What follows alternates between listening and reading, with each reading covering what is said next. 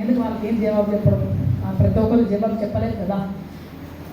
తర్వాత ఒక press reporter అన్నారు, ఇంకొక ప్రెస్, 3 ప్రెస్, 4, 5 అలా చెప్తున్నారు. ఇంకా national channels there also very busy telling that the childrens are not here, they are in America, they going to come here అంటే అది అనిపించింది. అసలు మనిషి బతుకున్నప్పుడు నిందలే, చనిపోయినప్పుడు నిందలే. సరే బతుకు మేము అదే అనుకున్నాం. ఇంకా నా వల్ల వెన్నెలను చూడడానికి కానీ గుండెల నుంచి చాలా చాలా కోపిస్తుంది. నేను బయటకు వచ్చి ప్లీజ్ స్టాప్ దట్. ఆయన బతుకున్నప్పుడు నిందలేశారు, మేము పట్టించుకోలేదు. పోయినాక ఒక్క మాట తప్పుగా మాట్లాడినా మేము ఊరుకోం, ఒక్క మాట కూడా. ఎందుకంటే కళ్ళారా చెవులారా విని ఆయన జీవితాన్ని అడుగడుగున ఉన్న క్షణం చూసినప్పుడు నా గుండె కాలిపోతుంది. మీరు ఒక్క నిందేస్తే ఆయన అన్నం తినడు, నిద్రపోడు, ఆనందం ఉండడు, నవ్వడు. ఏదో ఒక బాధ రగులుతుంటుంది, ఏదో ఒక బాధ బాధ బాధ బాధ బాధ. ఏంటా బాధ అని నాకు ఊహ వచ్చి అర్థమైంది ఏంటంటే ప్రజలు, ప్రకృతి, ఈ సమాజం, ఈ ఎంటైర్ గ్లోబ్, ఈ మానవలి ఎప్పుడు ఆనందంగా ఉంటుంది, ఎప్పుడు సుఖశాంతులతో ఉంటుంది.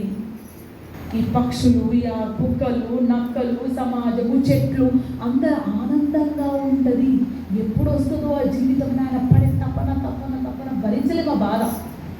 We cannot express in how deep inside is feeling. అప్పుడు అన్నాం, నేను చెప్పాను అంట, మేము ఇక్కడే ఉన్నాం, మేము ఇక్కడ నుంచి అమెరికా ఎప్పుడు పోలేదు అని చెప్పాను. అన్నప్పుడు నేను ఒకటి అన్నాను, ఒక ప్రశ్నించాను అనమాట. ఎందుకు ఒక విప్లవకారుడి పిల్లలు అమెరికా పోవద్దా, ఒక దళిత బిడ్డ ఆఫీసర్ కావద్దా, ఒక పాటలు పాడి ఆటలాడి గజ్జ కట్టుకున్న కళాకారుడు బిడ్డ business చేయొద్దా?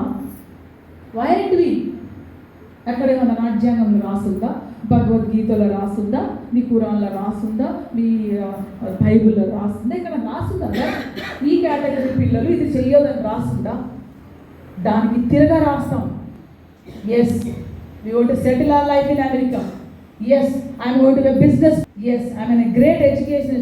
Yes, I am a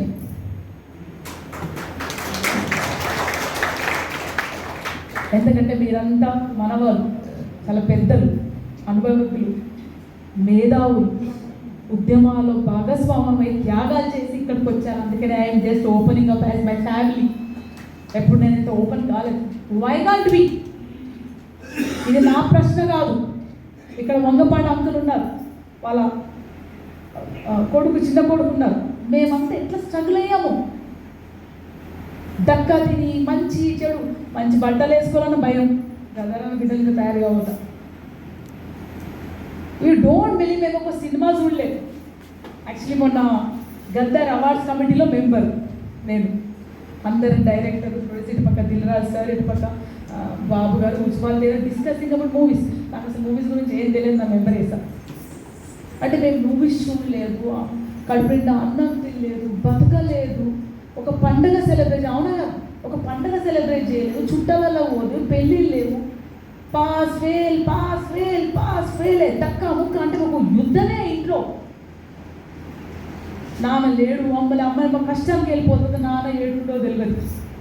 అట్లా కష్టపడి కష్టపడి కష్టపడి కష్టపడి ప్రజల్లో మళ్ళా వచ్చాం. అదే మాలో ఉన్న స్ఫూర్తి, ఆ చిన్న వారసత్వాన్ని మీతో చిన్నప్పుడు కోరేసేవాడ వెనకాల స్టేజ్ వెనకాల ఉంది. చిన్నప్పుడు మేము కూడా మీతో పాటు జెండాలు పట్టుకొని తిరిగాం. మిమ్మల్ని చూసి మేము తయారయ్యాం. గద్దరన్నని చూసి మీరు తయారైతే, మిమ్మల్ని చూసి మేము తయారై, మీ వెనక మీరు గద్దరన్న వారసులైతే మీ వారసులు మేము. ఇక్కడ కళాకారులు ఇంత అద్భుతంగా వాడుతున్నారు. నేను పాట పాడలేను, ఆట ఆడలేను, చిన్నప్పుడు డ్యాన్స్. వాళ్ళకు నెక్స్ట్ తరానికి వారసురాలు నేను. ఇందాక అన్నట్టు నేను ఎక్కడ వెళ్ళినా ఒకటే ప్రశ్న అడుగుతున్నా, మన వాళ్ళని ఒకటే అంటున్నా, where is the democratic life in our country? Babasaheb జై భీమ్ అన్నప్పుడు మన అక్కేది, మన బిడ్డేది, మన చెల్లేది. చిన్నప్పుడు మా అమ్మ కానీ, నాన్న లేనప్పుడు మా అమ్మ జనాల మండల ఆధ్వర్యంలో ప్రతి చోట తిప్పారు. అందుకే ఈ ధైర్యము, ఈ స్ఫూర్తి, ఈ తెగింపు, న్యాయము, అన్యాయము, ఫాల్స్ లైఫ్, ట్రూ లైఫ్, ఊహాలోకము, నిజము అని తెలుస్తుంది. ఇప్పుడు పిల్లలకు నిజమేది, అబద్ధమేది చెప్పండి. ఇప్పుడు సపోజ్ నేను నా గురించి నా ఇన్స్టాగ్రామ్లో అప్డేట్ కాదు, నేను ఇన్స్టాగ్రామ్లో అప్డేట్ చేయదలుచుకోలేదు. గద్దరన్నకి ఇన్స్టాగ్రామ్ లేకుండే, యూట్యూబ్ లేకుండే, ఎక్కడ వీడియో పట్టుకొని పోలేదు. ఎవరు ఎక్కువ ప్రజలు played a important role as a Instagram or YouTube or publicity because he was always the people. కానీ మన యూట్యూబ్స్, సోషల్ మీడియా పిల్లలు చూసి ఏది చూస్తే అదే నిజమని నమ్ముతున్నారు. మనం దాన్ని బ్రేక్ చేయగలుగుతున్నామా లేదా? సమాజం ఎటువైపు పోతుంది? అందుకే ఎక్కడికి వెళ్ళినా నేను రిక్వెస్ట్ చేసినంటే, చిన్న మీటింగ్ అయినా కావచ్చు, మన పిల్లల్ని మనం చైతన్యవంతపరిచి ప్లీజ్ చిన్న మీటింగ్ అయినా ఇటువంటి మీటింగ్స్ తీసుకురండి. What ever the meeting is, మీరు మీటింగ్స్ తీసుకుపోండి. అప్పుడు మానవ సంబంధాలు ఏర్పడతాయి, మనుషులను మనం కలుస్తాం. అది నా రిక్వెస్ట్. ఒకటి. రెండో రిక్వెస్ట్, ఏ మీటింగ్ అయినా సరే నెక్స్ట్ టైం నుంచి నేను వస్తూనే ఉంటాను, మీరు పిలుస్తూనే ఉంటాను. మీరు పిలవకపోయినా నేను వస్తాను, మీరు పిలవకపోయినా నేను వస్తాను. ఇందాక అంటున్నాడు 2-3 మీటింగ్స్ ఇలాగే తిరుగుతూ నాన్న చనిపోయినప్పటి నుంచి నన్ను పిలుస్తుంటే సంతాప సభలు వెళ్తున్నా కొద్దీ నన్ను హోటల్స్లో పెడుతున్నా, మంచి స్టార్ హోటల్స్ మంచిగా. వీళ్ళు హోటల్స్ ఎందుకు పెడుతున్నా నాకు అర్థమవుతుంది. తర్వాత చెప్పడం స్టార్ట్ అన్న, నన్ను హోటల్స్లో పెట్టాక నేను తలని వస్తున్నా, నాకు ఏసీ గది వద్దు, అసలు నేను టీవీ చూడము, అక్కడ బంధించినట్టు మన ఇంటికి తీసుకుపోండి. మీ ఇల్లు చిన్నదైనా కావచ్చు, మా ఇల్లు కూడా చిన్నదే. మీ ఇల్లు గుడిసె కావచ్చు, మేము కూడా గుడిసెల నుంచే వచ్చినాం. గుడిసెలో పుట్టడం తప్పు కాదు, గుడిసెలో చావడమే తప్పు. మళ్ళా అంబేద్కర్ గారు అన్నారు. సో నేను మన ఇంటికి పిలవండి, మన ఇంటికి పిలిస్తే నేను మీ ఇంటికి వస్తాను, అన్నం తింటాను. మేము కూడా మా ఇంటికి వచ్చే వాళ్ళకందరికీ అన్నము వండి పెట్టి వాళ్ళ కింద గిన్నెలు కడిగి వాళ్ళు అన్నీ చేస్తారు కదా. స్త్రీలు కూడా హ్యాపీ ఫీల్ అవుతారు కదా, అదే ఒక స్త్రీగా అది గద్దరలో బిడ్డ వచ్చిందని చూడాలని మీరు చూసుకుంటే సరిపోతుందా? ఇంటికి రండి. నాకేం లేదు, నాన్ వెజ్ తినను, వెజిటేరియనే. అట్లా అని నాకు కంప్లీట్ వెజిటేరియన్ కాదండి, బాగా తిరిగినాకపోతే అన్నం అరగట్లేదు. నేను యోగా స్టూడెంట్ని, ఖచ్చితంగా యోగా చేస్తే నేనే కాదు గద్దరన్న, తర్వాత చెప్తా గద్దరన్న అంత డిసిప్లిన్.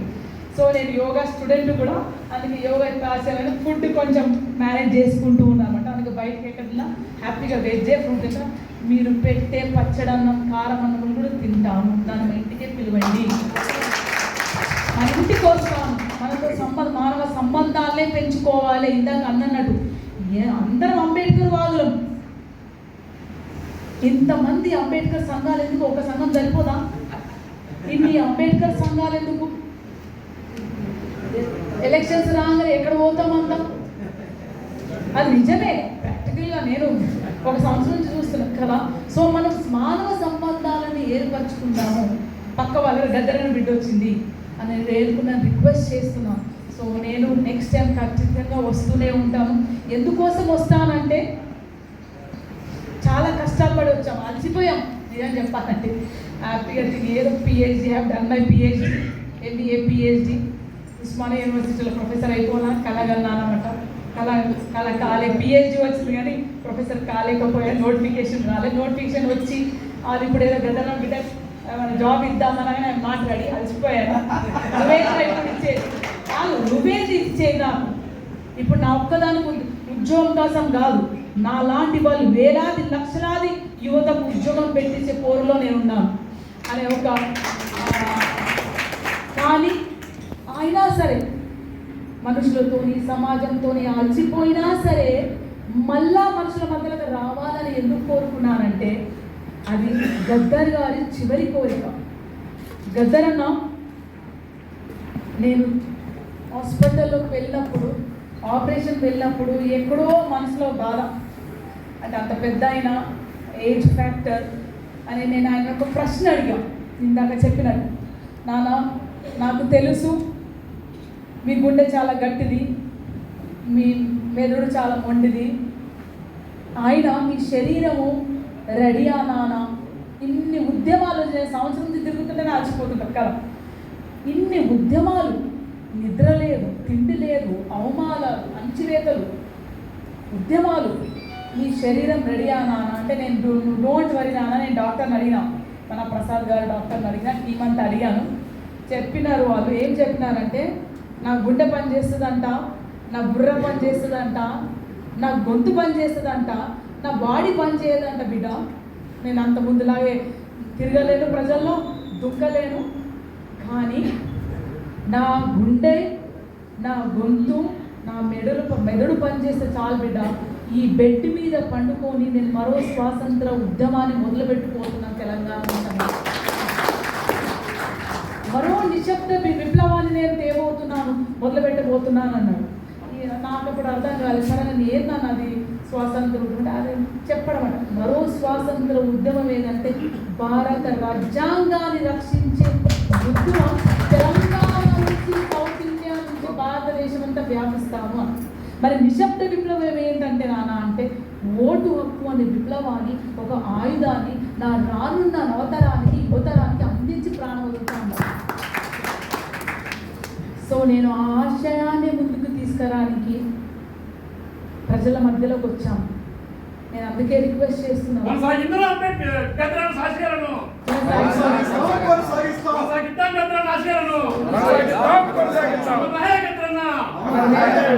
ఈ వేదికలో కళాకారులతో పాటు మేధావులందరూ ఉన్నారు కాబట్టి మీ ఆ స్ఫూర్తి మీ అందుకొని ఒక అవకాశం తీసుకొని మిమ్మల్ని అందరూ రిక్వెస్ట్ చేస్తున్నానంటే ఇప్పటి నుంచి ఇది ఒక ఉద్యమంగా తీసుకుపోతూ ఒక చిన్న ఒక 10 మంది, 5 10 మంది కలిపి ఎక్కడ పడితే అక్కడ వాడ ఊరులో భారత రాజ్యాంగం అంటే ఏంటి, what is constitution of India, why we need constitution of India, is that so necessary we need to talk about India and fight for it అనేది ప్రశ్న. నిజంగా భారత రాజ్యం కావాలా, ఎందుకోసం కావాలి, అది వస్తే ఏమవుతుంది, రాకపోతే ఏమవుతుంది అని ఒక మూమెంట్ లాగా తీసుకుపోవాలని కోరుతున్నాను. సో అందుకే మీరు పిలవకపోయినా నేను భారత రాజ్యాంగం గురించి మాట్లాడుకుంటూ తెలంగాణ నుంచి ఊరు తిరుగుకుంటా, ఆంధ్ర తిరుగుకుంటా, సౌత్ ఇండియా తిరుగుతానని అలా ప్లాన్ చేసుకున్నాము. సో నా రిక్వెస్ట్ ఏంటంటే, ఇంకా మన కళాకారులకు నా రిక్వెస్ట్ ఏంటంటే, గద్దర్ గారు ఆయన పాటలో, ఇందాక ఇండియా ఫైల్స్ పాటలో మేము అక్కడ పాడాను, ఇందాక అన్నయ్య కూడా పాడారు. భారత మాత రాజ్యాంగం అభాగ్యుల ఆయుధం, 7 తరాల త్యాగం, అది జ్ఞాన యుద్ధముల గ్రంథం, వేదం శాస్త్రం. అయితే ఇది ఆయన ఇచ్చిన పదాలు, మనకు వేదం శాస్త్రం గ్రంథం. సో నేను కళాకారులు రిక్వెస్ట్ చేసేదంటే మీరు కూడా భారత రాజ్యాంగం మీద పాటలు పాడుతూనే ఉండండి, రాస్తూ ఉండండి.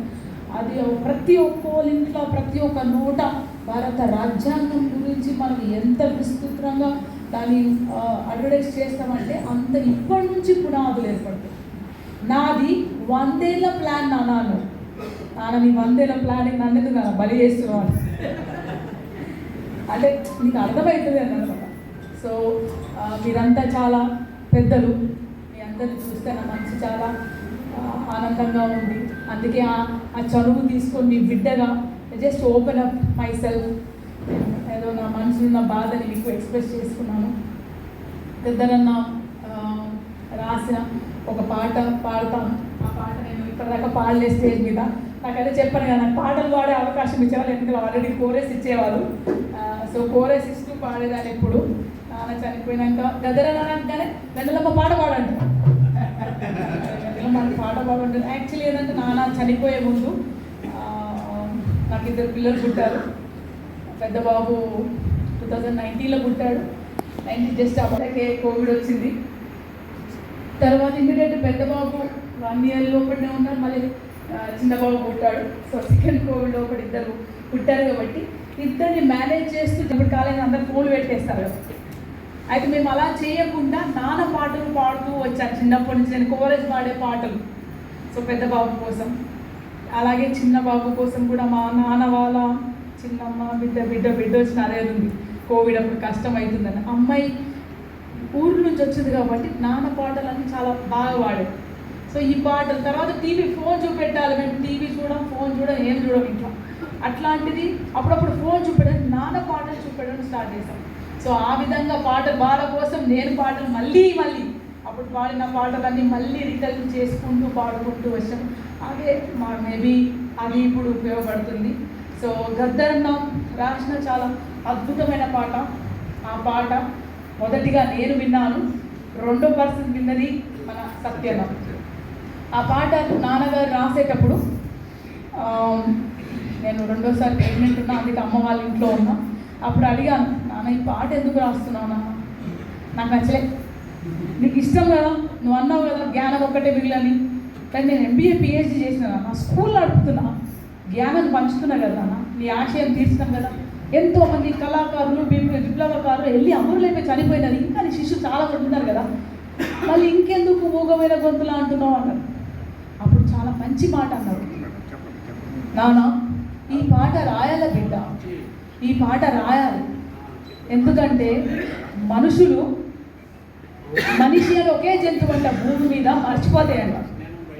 అదే చెట్టు కానీ నక్క కానీ కుక్క కానీ పిట్ట కానీ ఒక్కసారి ఒక మెతుకులేస్తే జీవితాంతం గుర్తుంటాయంట.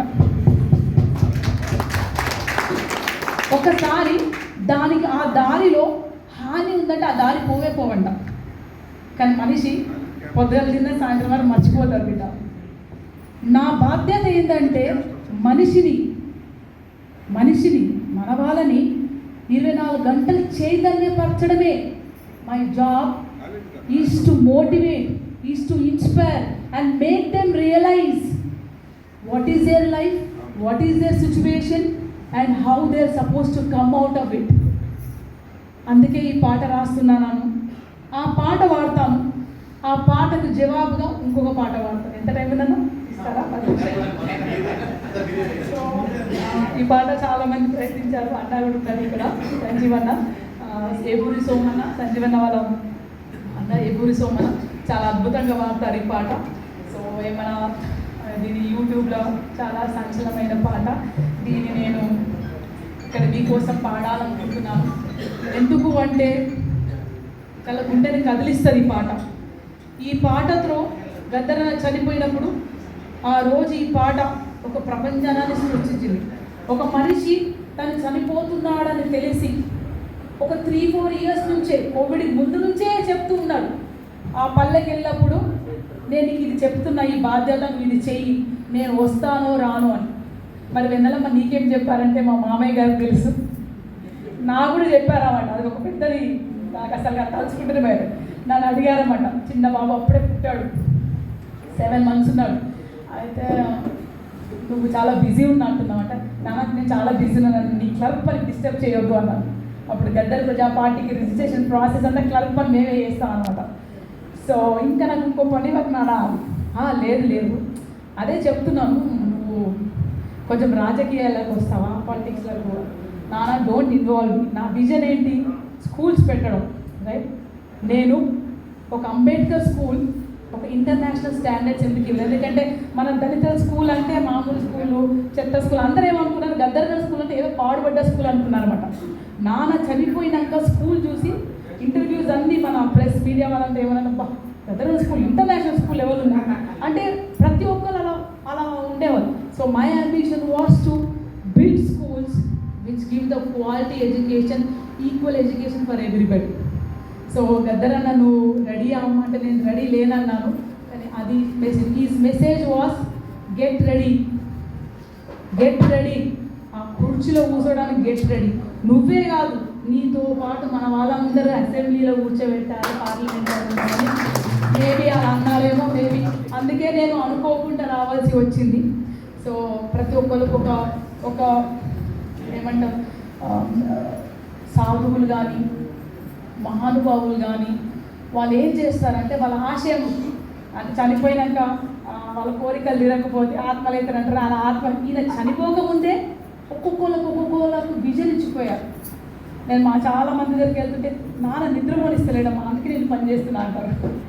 సో ఆయన అలాంటి వాళ్ళు వాళ్ళ ఆశయాన్ని అప్పచెప్పిపోయారు. సో ఆ పాట చాలా అద్భుతంగా ఉంటుంది. అని ఆయన అంతా పాడలేను, కానీ ప్రయత్నిస్తాను. మీకోసం 2 పాటలు పాడతాను, ఒక 10 నిమిషాలు. ఈ పాటకు జవాబుగా ఇంకొక పాట పాడతాము. మూగబోయి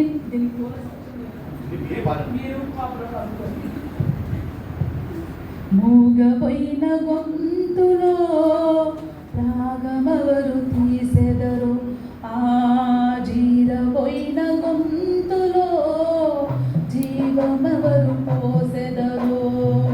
మూగబోయిన గొంతులో రాగమెవరు తీసెదరు, చీరబోయిన గొంతులో రాగమెవరు తీసెదరు. జానపదము జీవకలములో జీవాక్షరాలెవరో, మూగబోయిన గొంతులో రాగమెవరు తీసెదరు. చినిగిన తోటిరుమాలును ఎవరు తలకు చుట్టుకునేరో, చినిగిన తోటిరుమాలును అలిగిన కోసి కొంగడిని ఎవరు అలుముకుందురో, అలిగిన కోసి కొంగడిని ఎవరు అలుముకుందురో. చిన్నబోయిన సేతి కర్రతో సాము ఎవరు చేసెదరో, మూగబోయిన గొంతులో రాగమెవరు తీసెదరో. జీవబోయిన గొంతులో జీవమెవరు పోసెదరో. పగిలిపోయిన డప్పుపై దరువులెవరు వేసెదరో, పగిలిపోయిన డప్పుపై దరువు ఎవరు వేసెదరో. చినిగిపోయిన డోలకి ఆకులు ఎవరు అత్తుకునేరో, చినిగిపోయిన డోలకి ఆకులను వెనక ఎవరు ఆదుకునేరో. తెగిపోయిన వీణ తీగలను నరాలెవరు పేర్చెదరో, తెగిపోయిన వీణ తీగలను మరల ఎవరు వెళ్ళెదరో. మూగబోయిన గొంతులో రాగమెవరు తీసెదరో, జీవబోయిన గొంతులో జీవమెవరు పోసెదరో. అమరుల స్వప్నాల గీతమును ఎవరు ఆలపించెదరో, అమరుల స్వప్నాల గీతమును ఎవరు ఆలపించెదరో. కన్న తల్లి గర్భ శోకమును ఏ శిశువు తీర్చునో, కన్న తల్లి గర్భ శోకమును ఏ శిశువు తీర్చెనో. చిత్తుబొత్తు పాటలను ఎవరు ఏడ్చి పేచెదరో, మూగబోయిన గొంతులో రాగమెవరు తీసెదరో. జీవమున్న గొంతులో జీవమెవరు పోసెదరో. చేతులెత్తి శరణు కోరితే చేరదీసెదెవ్వరో, చేతులెత్తి శరణు కోరితే చేరదీసెదెవ్వరో. సాటికి కాలు సాపితే పాడమోసెదెవ్వరో, కాటికి కాలు సాపితే పాడమోసెదెవ్వరో. తుపాకులకు తుపాకులకు ఎదురు నిలిచిన తూటెవరు దాచెదరో,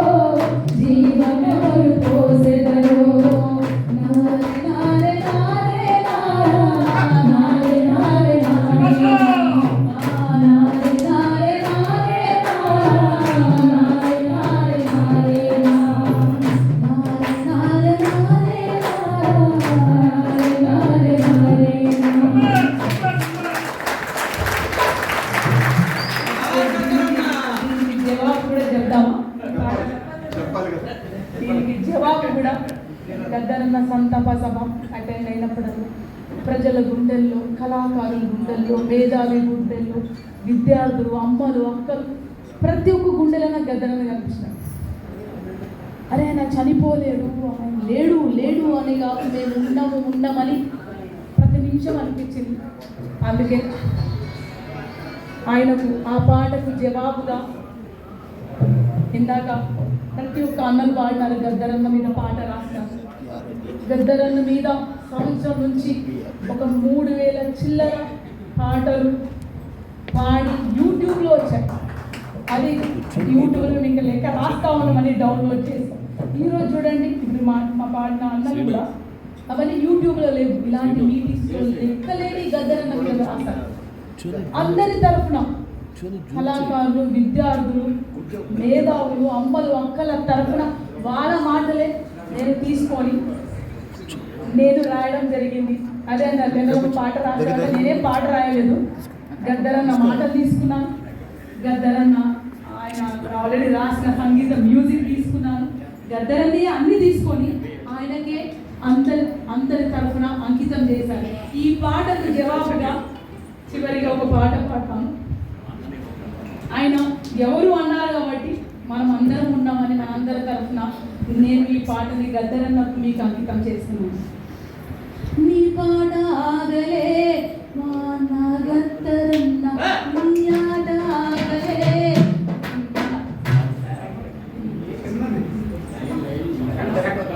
నీ పాట ఆగలే మా గద్దరన్న, నీ ఆట ఆగలే మా గద్దరన్న, నీ పాట ఆగలే మా గద్దరన్న, నీ ఆట ఆగలే మా గద్దరన్న.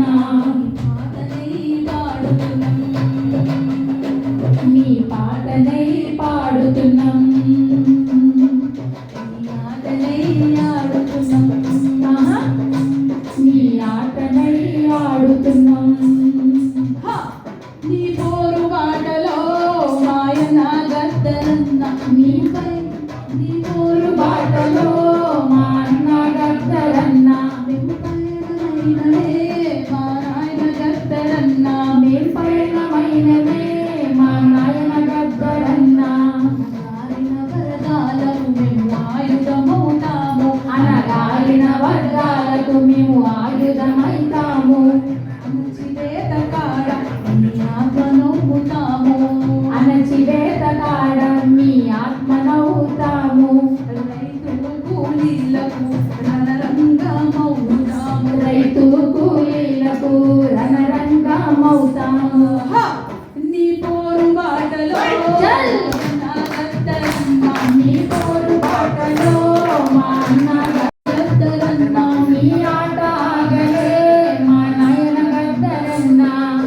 జర్నలిస్టులన్నలాగు మేము జనం మాటలవుతాం, జర్నలిస్టులన్నలాగు మేము జనం మాటలవుతాం. రాజకీయ నాయకులకు రాజ్యాంగ గుర్తులవుతాం, రాజకీయ నాయకులకు రాజ్యాంగ గుర్తులవుతాం, నాయకులకు రాజ్యాంగ గుర్తులవుతాం, రాజకీయ నాయకులకు రాజ్యాంగ గుర్తులవుతాం. పేదోళ్ళ గుండె నీ ప్రేమ నింపుతాము, పేదోళ్ళ గుండెలోన నీ ప్రేమ నింపుతాము.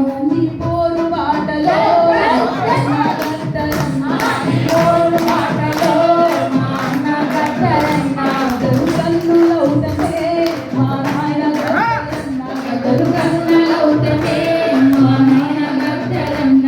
నీ పోరు ఆగలే మాయన గద్దరన్న, నీ పోరు బాటలో మా అన్న గద్దరన్న, ఆగలే మా నాయన గద్దరన్న, నీ ఆటలాగలే మా నాయన గద్దరన్న. పంతులకు మేము గుడి పంతులకు మేము నీ జ్ఞాన గంటలవుతాం, గుడి పంతులకు మేము గుడి జ్ఞాన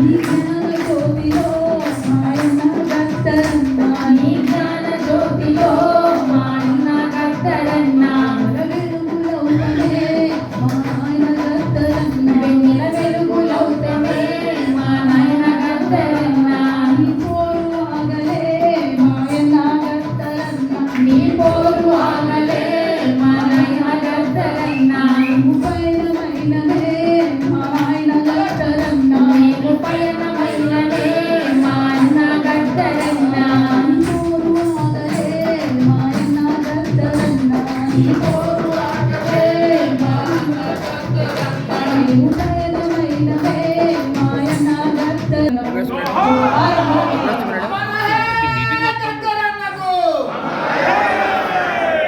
పాతమ్మ కడుపులోన పుట్టింది వెన్నెలమ్మ రాతమ్మ కడుపులోన పుట్టింది వెన్నెలమ్మ ఈ శాఖపట్నమొచ్చు జ్ఞాన బోధ చేసి ఈ శాఖపట్నమొచ్చు జ్ఞాన బోధ చేసి ఇది వందనాలు అక్క మా అక్క వెన్నెలక్క ఇది వందనాలు అక్క జై భీమ్ జై భీమ్ రాజమండ్రి నుంచి వచ్చినటువంటి మిత్రుడు మోహన్ గారు ఒకసారి రావాలి కమాన్ థ్యాంక్ యూ అన్న ఇలా బాధ్యత ఆ పాట రాసింది నేనే రాశాను అర్థం బడి పంతులకు పేరు బాబా మామ రాసా దాన్ని ఏమంటారు? రాసా రాసా రాసా నాకే తెలియని నాకు రైతు రైతన్న కూలిలాకు ధనరంగము తాము విద్యార్థిగా